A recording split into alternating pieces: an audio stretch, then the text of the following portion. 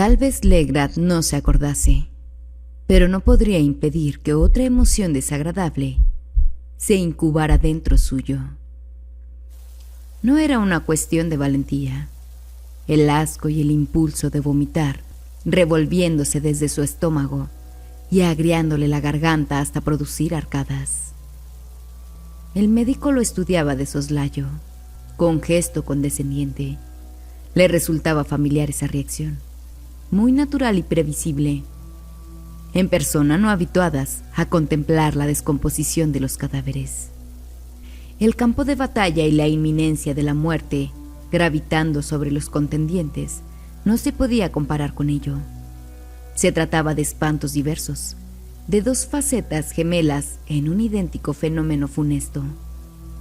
Sobre la mesilla metálica de disección reposaba ese torso con notorios signos de degradación. El alcohol etílico y las otras sustancias que lo impregnaban apenas disimulaban el olor hediondo. Mientras Arthur observaba aquel fragmento cadavérico, el forense fue en busca de un paquete. Lo abrió y extrajo un brazo aserrado a la altura de la axila. Con cuidado lo aproximó, enfrentándolo al hueco derecho que exhibía el torso en el lugar donde éste fuese arrancado. Casaban perfectamente. Dejó el amputado miembro a la vera del tronco y se dirigió al detective. Este brazo fue hallado lejos de donde se ubicó el torso y, como te acabo de mostrar, pertenece a la víctima. Misma víctima, mismo asesino. Exacto, compadre, concedió el galeno, y con tono crítico prosiguió. Pero hay algo aún peor. Se trata de un victimario antiguo que ha vuelto a atacar. Este crimen es una repetición calcada en todos sus detalles de otros dos homicidios que se perpetraron a las márgenes del Támesis más de una década atrás. El investigador quitó la vista de esos desolados restos que lo hipnotizaban y miró al cirujano. Estaba azorado. Si lo que me dices sucedió más de una década atrás, yo no estaba en Inglaterra y me perdí de conocer esa anécdota. Cuéntame qué pasó. A Bond le había correspondido actuar desde el principio en aquella sordidez. Haciendo gala de su extraordinaria memoria, se dio a la tarea de rememorar esos nefastos hechos ante su amigo. La historia que le narró se pareció a la siguiente.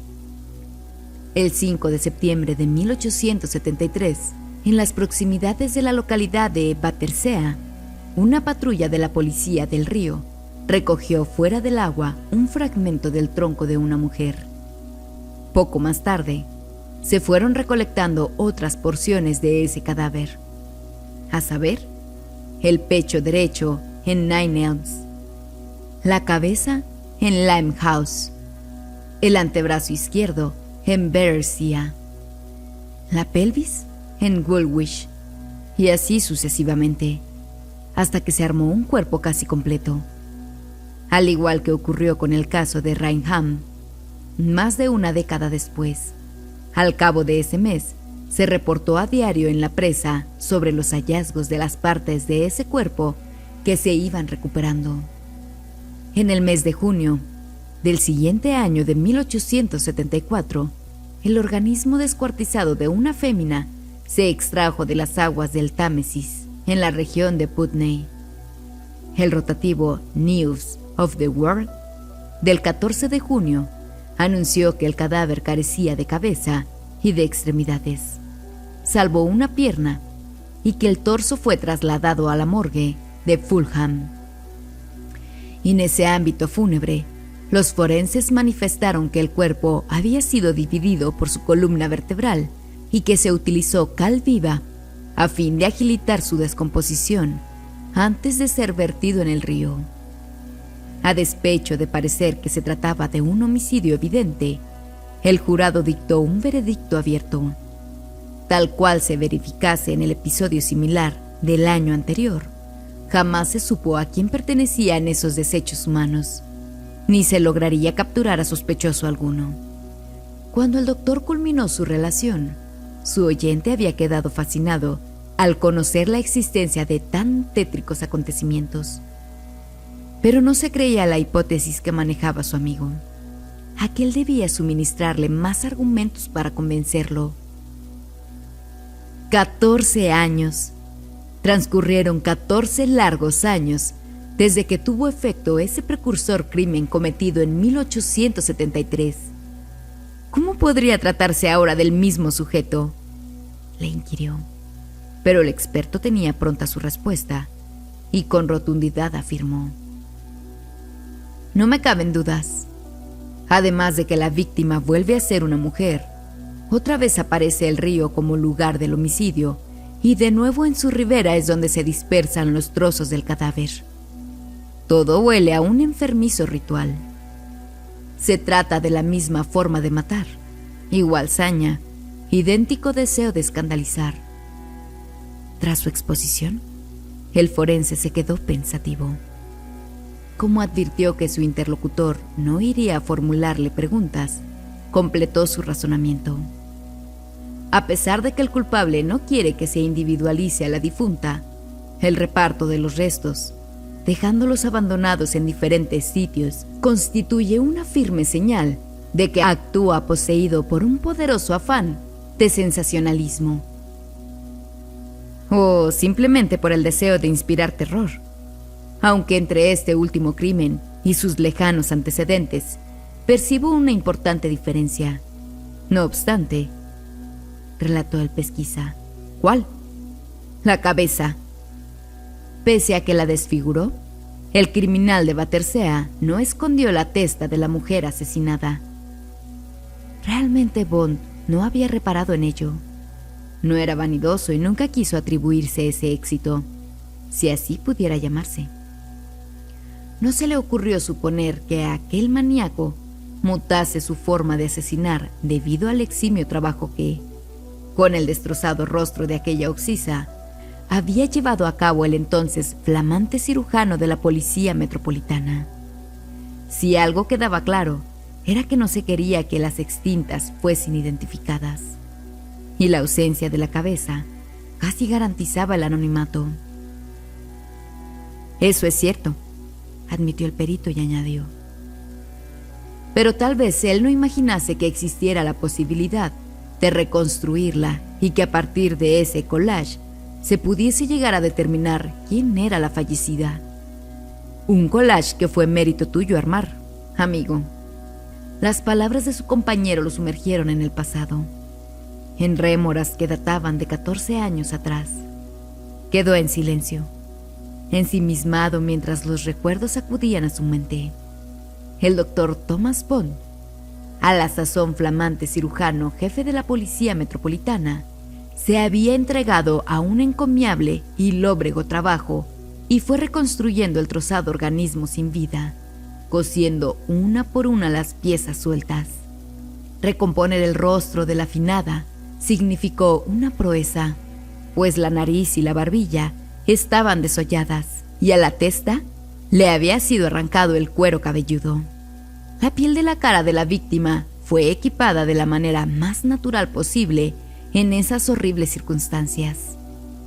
A pesar de que este pionero intento de reconstrucción facial se llevó a cabo con sumo ingenio y habilidad, de acuerdo a manifestaciones de los periódicos, el cadáver solo podría ser reconocido por aquellos que estaban más íntimamente familiarizados con las características físicas de la persona fallecida. Las autoridades rechazaron a muchos sujetos que se acercaron con el único fin de saciar su morbo de contemplar el cuerpo destrozado. Entre estos estaban los comerciantes de horrores, que trataron de obtener un esbozo de los restos. No obstante, la policía anglosajona obró con celo profesional, y únicamente a quienes se consideró con legítimas razones para ver esos fragmentos les fue exhibida una fotografía de los mismos. El facultativo recordó ahora el comentario que leyese acerca de aquellas terribles lesiones en la revista médica The Lancet. Contrariamente a la opinión popular, el cuerpo no había sido troceado. pero era cierto que las articulaciones se habían abierto con habilidad y los huesos resultaron perfectamente desarticulados, incluso en las articulaciones complicadas del tobillo y el codo. A su vez, en la articulación de la cadera y del hombro, los huesos fueron aserrados. Dado que resultó patente que, atrás de esta monstruosidad, se ocultaba una mano criminal, un veredicto de asesinato con premeditación contra alguna persona o personas desconocidas fue alcanzado por el jurado en la encuesta judicial. El gobierno ofreció una recompensa de 200 libras y un perdón gratuito a favor de cualquier cómplice que denunciara al ejecutor. Pese a tal medida, nunca se supo la identidad de la víctima. No se practicaron arrestos y el asunto quedó a foja cero para la historia oficial. Bond retornó al presente. Allí estaba en la morgue junto a su amigo, quien aguardaba paciente a que él continuase con el diálogo, y así lo hizo. Quien aguardaba paciente a que él continuase con el diálogo, y así lo hizo. De algo me sirvió mi experiencia de cirujano en los campos de batalla. Reparar destrozos faciales representó parte de mi trabajo, como sabes. En aquel hospital de campaña, tu situación fue de las más leves. Heridas insignificantes, diría, en comparación con los patéticos cuadros que se presentaban a diario. Yo y los demás médicos nos extremábamos para que un soldado regresara a su hogar lo más parecido posible a como se lo veía antes de ir a la guerra. Pero en esos casos se trataba de seres vivos, no de cadáveres, apuntó atinadamente su interlocutor. Fue todo un desafío para mí trabajar sobre el rostro desfigurado de un cadáver, pero aún así lo hice. Quise que los parientes de aquella pobre mujer pudiesen saber que era ella. Tendrían un cuerpo al cual dar cristiana sepultura y a quien llorar. Aun cuando apenas se tratase de fragmentos, valía la pena individualizar a la persona, al ser humano que una vez animó ese cuerpo despedazado. Arthur asintió. Compartía por entero tal noble actitud. Esa plática, que rato atrás comenzaran con tenor mundano y trivial, había tomado intensa profundidad. Estaba vivamente interesado. Su inquisitiva mente de detective encendida. Le preguntó: ¿se identificó a la víctima en 1873? Jamás se supo quién era ella. Tal vez mis esfuerzos fueron en vano. Nunca aparecieron familiares. No hubo un nombre y un apellido, ni una historia vital detrás de esa cara desollada y de aquellos restos diseminados a lo largo del Támesis, explicó el galeno, quien hizo un intervalo y pensativo agregó: pero te doy la razón en algo. Ya en el homicidio inferiado, el año siguiente, se alteró el modo operativo. No más cabezas. Y lo mismo se repitió ahora con la víctima de Raynham. Verdaderamente pusiste en aprietos al asesino del Támesis, intercaló Legrand. El asesino del Támesis. Curioso mote ese. Yo le añadiría un detalle más para mejorar ese alias.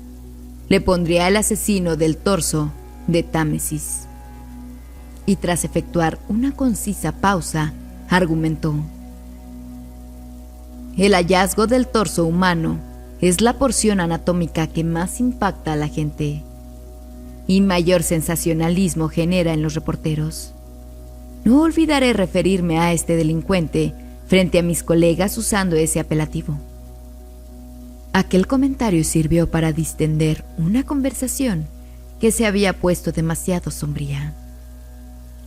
Provocó una risita en su oyente, el cual, cordialmente, mientras extraía su fino reloj del bolsillo y miraba la hora, pues era tiempo de ya dejar solo con su labor al cirujano, le dijo: te sugiero que patentes ese alias tan siniestro y pintoresco.